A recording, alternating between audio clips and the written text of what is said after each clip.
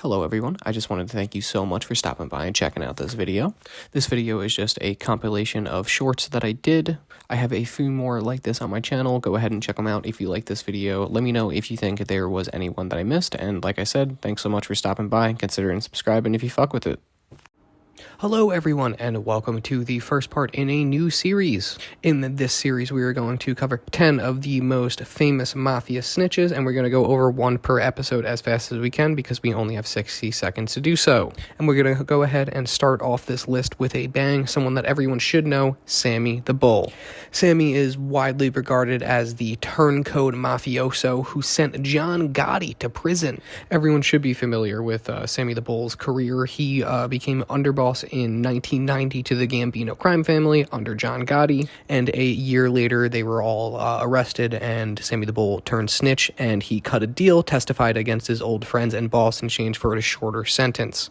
Interestingly enough, though, he actually admitted to participating in at least 19 murders during this whole entire confession, and John Gotti was convicted of racketeering and murder in 1992. Starting this episode off with Harlem Heat, Frank Lucas. Everyone should know who Frank Lucas was. He controlled the largest heroin ring in Manhattan and in New York, buying directly from the Golden Triangle out in Vietnam, smuggling his drugs into the United States. In 1975, he was arrested, sentenced to 70 years in prison, but he soon turned informant, and he snitched on dozens of Italian-American mafia accomplices and corrupt New York and New Jersey police officers in exchange for a reduced sentence.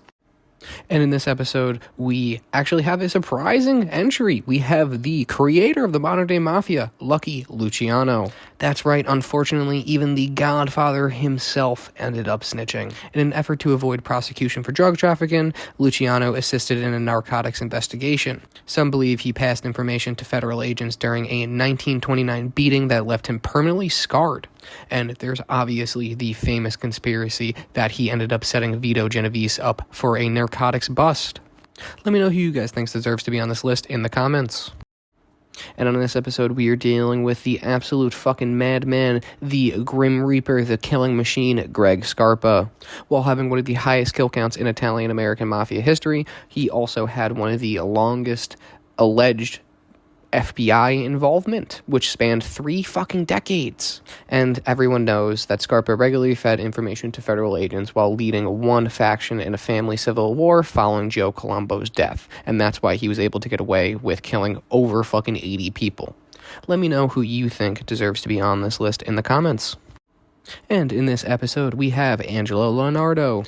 Angelo, unlike 90% of the people on this list, actually comes from Cleveland. He was a Cleveland underboss, and he tried to reduce his prison term from a life plus a century to just under 2 years by providing information against members of the Cleveland, Pittsburgh, Kansas City, and Milwaukee families, and, of course, against the New York 5 families and the Commission.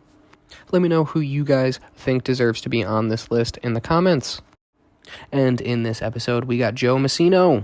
This fat motherfucker was the boss of the Bonanno crime family, and he began cooperating after a 2004 conviction for multiple murders and racketeering. And due to the murder charges, he was facing a death penalty.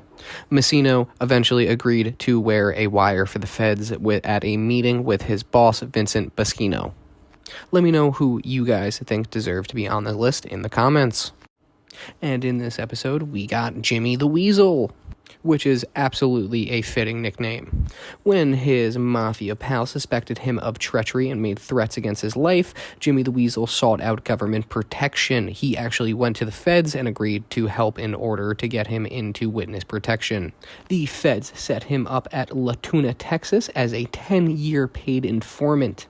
He gave information that led to dozens of arrests and has testified in a number of successful prosecutions. He also admitted to carrying out 5 murders and participating in 6 other killings, so 11 total murders. Let me know who you guys think deserve to be on the list. And in this episode, we have the Narco Engineer, Max Mermelstein. Max was involved with the Medellin cartel in the late 1970s through connections of his wife. He smuggled an estimated $360 million worth of cocaine into the United States throughout the 1970s. In June of 1985, the law caught up with him, and Max decided to testify. And when he testified, it actually was one of the largest factors that brought the Medellin cartel down to its knees and ended up killing it off. And that's because it led to a number of key arrests of high-ups in the Medellin cartel. And coming in at number 9, we have Tasso Busetta. Tasso was a member of the Gambino crime family, and unfortunately Tasso suffered some very bad luck. In 1983, after 2 failed attempts to seek refuge in Brazil, he was captured by authorities and sent back to Sicily. He was sent back to serve time for a murder case, and obviously this time made him turn snitch. But when he did snitch, he actually ended up snitching on a lot of politicians and police officers. And because of him, key arrests on both sides of the Atlantic were made. And to end this list off, we have probably one of the most famous Mafia snitches, Henry Hill. Good old Henry was arrested in 1980 for drug dealing, and due to a drug-induced psychosis, he believed that his former Mafia members had put a hit out on him, which was probably true at the time. Now, with that in his drugged-out mind and facing 25 years in prison, he decided to turn snitch. His testimony led to over 50 convictions, and he obviously had to join the witness protection program, but he was kicked out in the early 1990s for continuously breaking the law and drug trafficking. I just want to thank you guys for watching. Until next time.